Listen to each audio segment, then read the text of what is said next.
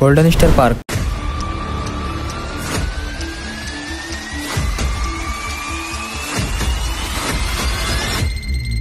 বর্তমানে নরসিংদীতে ভাইরাল পার্কগুলোর মধ্যে এটি অন্যতম। পরিবার পরিজন নিয়ে প্রতিদিনই প্রায় পুরো বাংলাদেশ থেকে দর্শনার্থীরা ছুটে আসেন গোল্ডেন স্টার পার্কের সৌন্দর্য উপভোগ করতে। পার্কে ঢুকলেই দেখতে পাবেন বিভিন্ন রকমের ফুল আর নানান রঙের ছাতা। পরিবার নিয়ে বসার জন্য রয়েছে সুন্দর সুন্দর স্পট, আর শিশুদের জন্য রয়েছে খেলার আলাদা ব্যবস্থা। এই পার্কে অনেক ধরনের রাইড রয়েছে।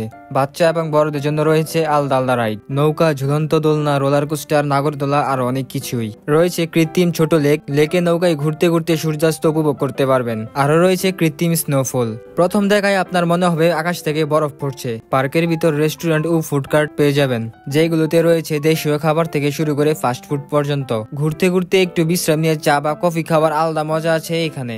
এখন চলেন জানা যাক পার্কটি কোথায়, কিভাবে আসবেন। বাংলাদেশে যে কোনো প্রান্ত থেকে নরসিংদী সদর, নতুন বাস স্ট্যান্ড অথবা পুরাতন বাস স্ট্যান্ডে চলে আসতে হবে। এখান থেকে রিক্সা করে চলে আসতে পারবেন নাগরিয়াকান্দি ব্রিজের পাশে গোল্ডেন স্টার পার্কে। এখানে পার্কিং এর সুব্যবস্থা থাকায় চাইলে নিজস্ব গাড়ি দিয়েও চলে আসতে পারবেন। এই পার্কে প্রবেশ মূল্য জন প্রতি 100 টাকা। সপ্তাহে 7 দিনই খোলা থাকে এই পার্কটি, তবে সাপ্তাহিক ছুটির দিনে ভিড় অনেক বেশি থাকে। যদি আপনার কোলাহল পছন্দ না হয় তাহলে শুক্রবার ছাড়া আপনাকে আসতে হবে। পুরো পার্কটি ঘুরে বেরিয়ে মনে হবে সময় যেন খুব দ্রুত কেটে গেল।